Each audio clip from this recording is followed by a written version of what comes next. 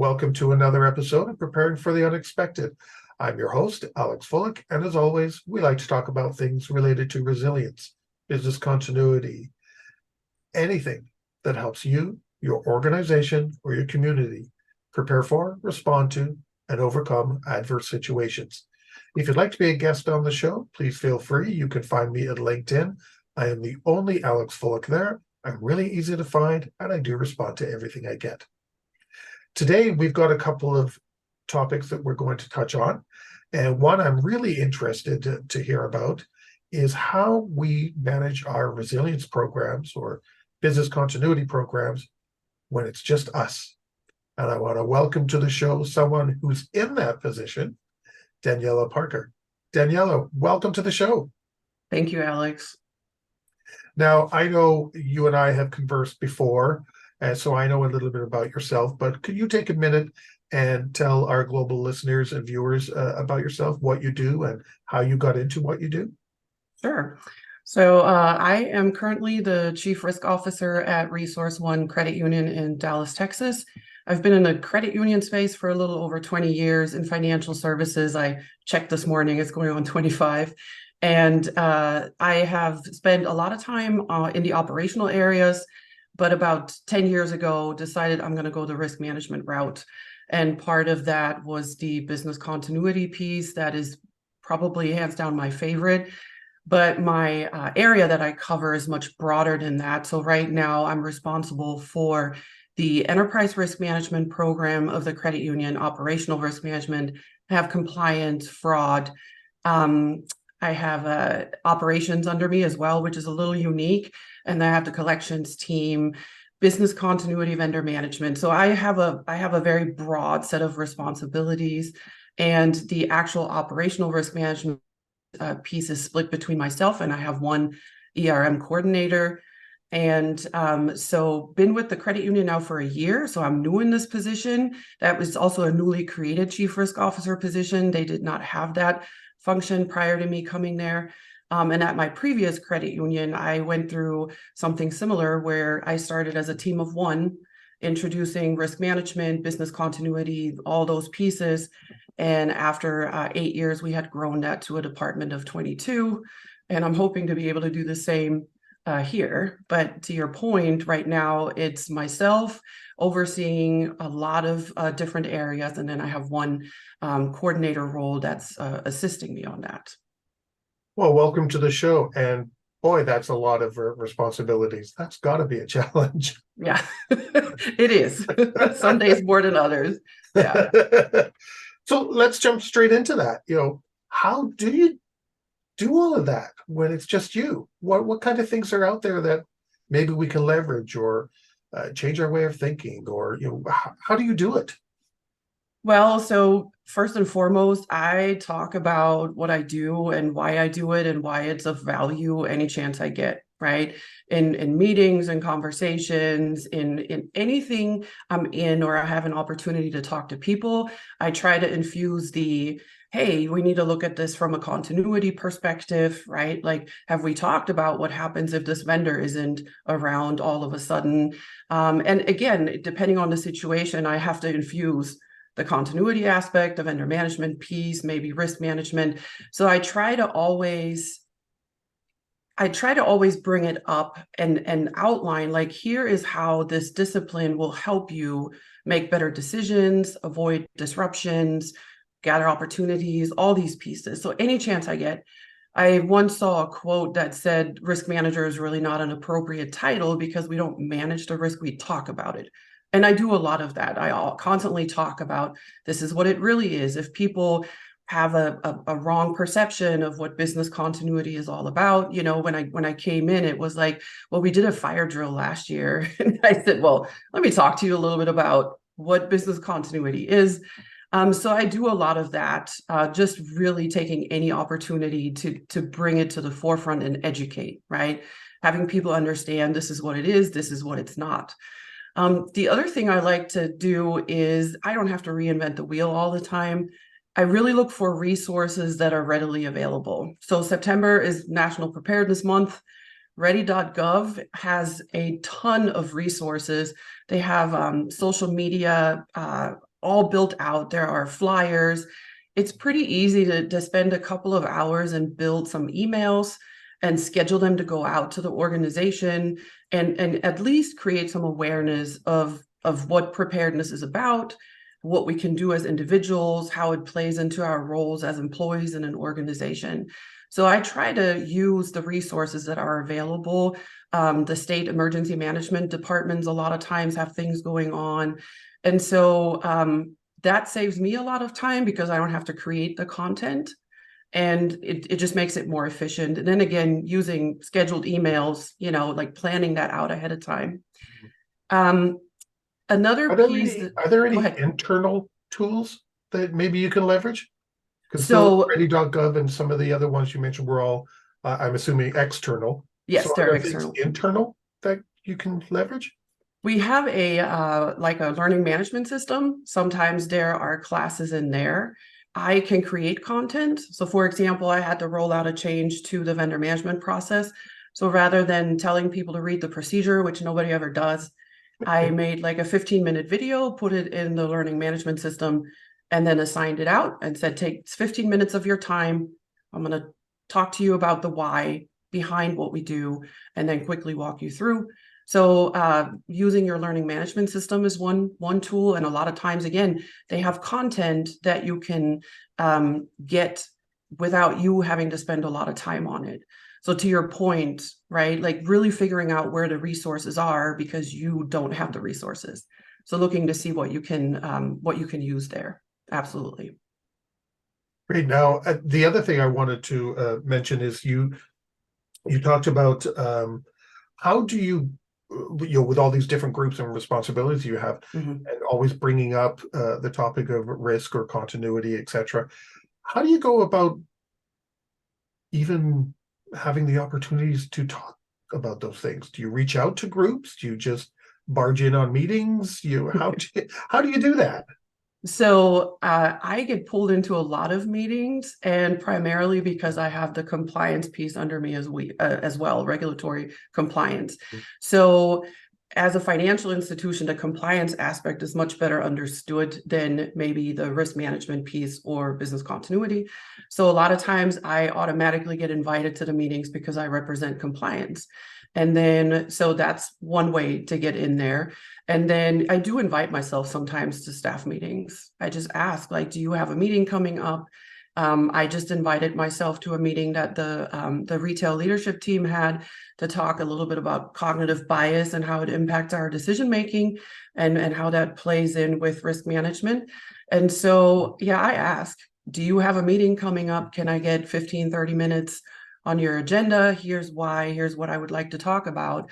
And again, a lot of times I have the content already built, right? I don't have to reinvent the wheel.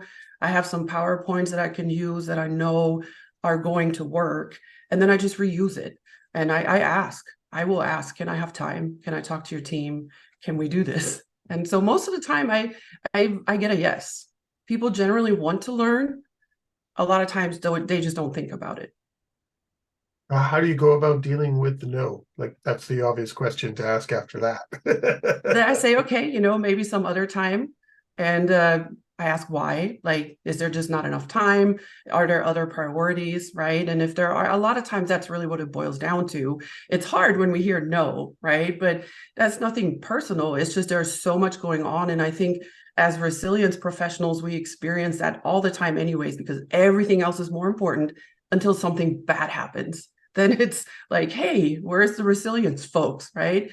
So a lot of times it's just the priorities, competing priorities, and then saying, okay, if there's no time this time, maybe next month or at your next meeting, can I have 15 minutes? Or can I provide other resources, right? Back to, I'll just make a video or I'll just send an email to the team. Those kinds of activities. It's just getting creative with how you insert yourself and how you provide the information without seeming overly pushy, I guess. I'm not a used car salesman, even though sometimes I feel like it.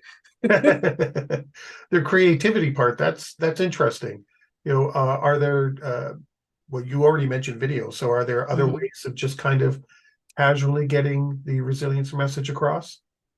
So for example, on the cyber side, right, because there's all these interactions and having to oversee all these different areas. I know we October is cybersecurity month. And so what we did one year is address the concept of piggybacking into a building, right? Like if there's a secure building and people piggyback in. We did a little treasure hunt where we hid, and this was pre-pandemic, obviously everybody was in the office, where we hid little pigs, little figurines all throughout the building. And then we emailed out a wanted poster, basically said, you know, there's 4 intruders that piggyback their way into the building, and whoever finds the piggies and brings them to someone's desk gets a prize. So just really thinking outside the box with what we're doing, because people will never forget the piggyback thing, right? Because they just tie it to that. But if you send out a email that says, don't let people in the building with you, they're going to forget that if they even read it. So definitely thinking outside the box. And I'm always shocked how creative risk management people can get when you let them, right? Like asking the team to say, what ideas do we have? And you know, what can we come up with that's creative and engaging, and just makes this a little more fun, because that will stick. The read this procedure will never stick. That's interesting that you just mentioned that word fun. Disasters and business Mhm. continuity is never seen as something fun. No. So is that, would you consider that kind of a creative way to get people really on board and understand what continuity and resilience is? Yeah, I mean, I use it in the tabletops as well, right? I recently did a tabletop on a ransomware, and I added little trivia slides in between with some statistics, just to say, what would you say is the average cost of a data breach, right? Like just I had slides all the way throughout the tabletop, and then I had little gift cards, and whoever got the answer got the gift card. I had like a group of, I want to say 25 people. And it was engaging, right? People were engaging. And again, what I'm after is that my information actually sticks with them, that they don't walk out and they're like, well, here's another 2 hours of my life I'm never going to get back. I want them to walk out and say, I never realized that this is how expensive it could actually get, right? Or I never realized that this is how many phishing attempts happen in a day. And so that's where that, again, if it's engaging, if it gets people to think, if it gets people to laugh, like if you're engaging folks in a positive way to prepare for something negative, that doesn't mean that you're downplaying the impact, but it means that you're really trying to make this memorable for them, so that when something does happen, they will remember, right? Like, hey, we Yeah. did do this. Do an evacuation drill and have an ice cream truck outside, right? Like there's nothing wrong with that. Again, it sticks with people. And the other thing is you get less and less pushback when you're asking to be part of a meeting, because they know you're not coming to the table with, I'm going to tell you all the bad things that are going to happen. You're coming to the table to say, I'm going to make this engaging. Your people are going to get value, right? Nobody wants to waste their time. And it's going to stick with your people. So we're always talking about employee engagement. I think from a resilience perspective, we should do that as well. Employees need to be engaged. But that's got to be tough though, because even in right now, I've trying to inject some of that fun into business continuity and disaster recovery, Mhm. some of the work I'm doing with a client, and it's just not I know. considered. Like, what are you doing? Like it's blasphemous almost. How Yeah. dare you think this is fun? This is a serious topic. Yeah. Yeah, it is. It is. It can be serious and very dry, but and you explained it great. If we don't make it fun though, it's not going to stick. It's not, right? So one way to overcome that too is at my previous credit union, we had a business continuity planning team, right? The boots on the ground, they would be called upon during an incident. But in addition to just being called upon during an incident, I would pull them together and say, what can we do? I need ideas, right? It doesn't always have to be me that comes up with the ideas.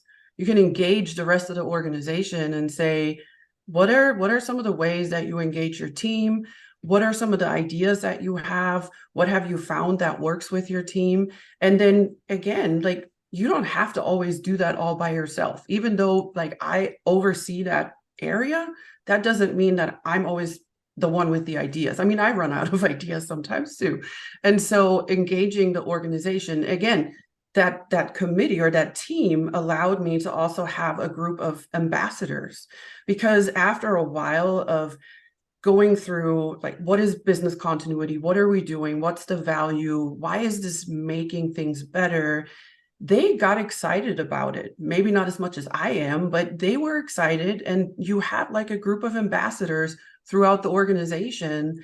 And then people automatically, when they see something that is continuity related, then they say, hey, have you talked to the continuity folks about this? Right? Like, it takes time, but at the end of the day, you just have to find the folks in the organization that actually enjoy this. Because we all know not everybody enjoys what we do. I get that. But there are people that, you know, maybe in their free time, they do search and rescue, right? Like, they're into these kinds of activities. Find them, like recruit them, make them your ambassadors. It doesn't take, again, it doesn't take much time.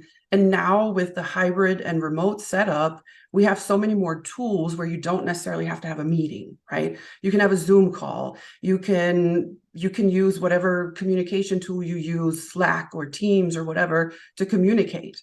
And so I again, not everything is on me.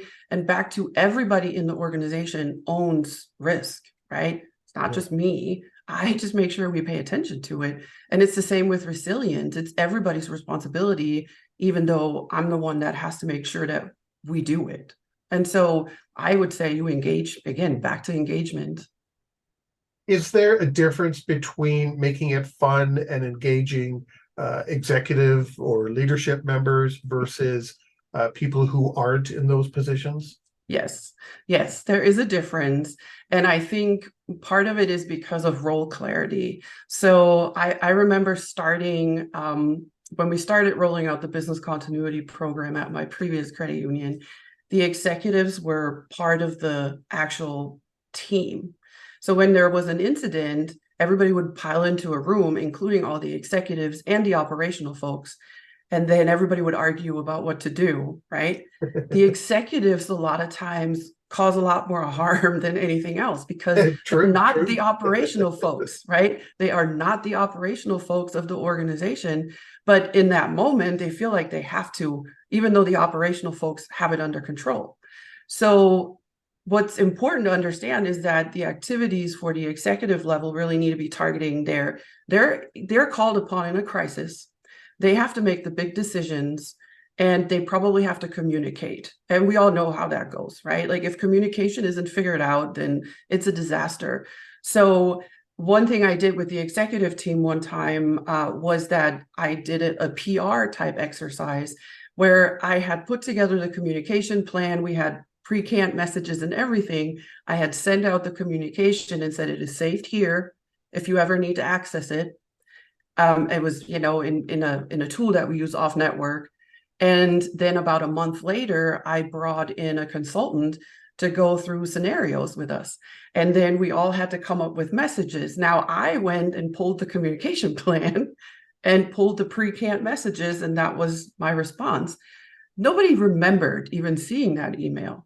They all spend so much time and arguing about, what are we going to say? What are we going to say? And then the consultant finally pulled everybody back together and said, well, you know, did any of you go look at your plan? Because they were the ones that helped me with the pre-canned messages. And everybody said, oh yeah, there was a plan, right? So really focusing your activity with the executives on what their actual roles are.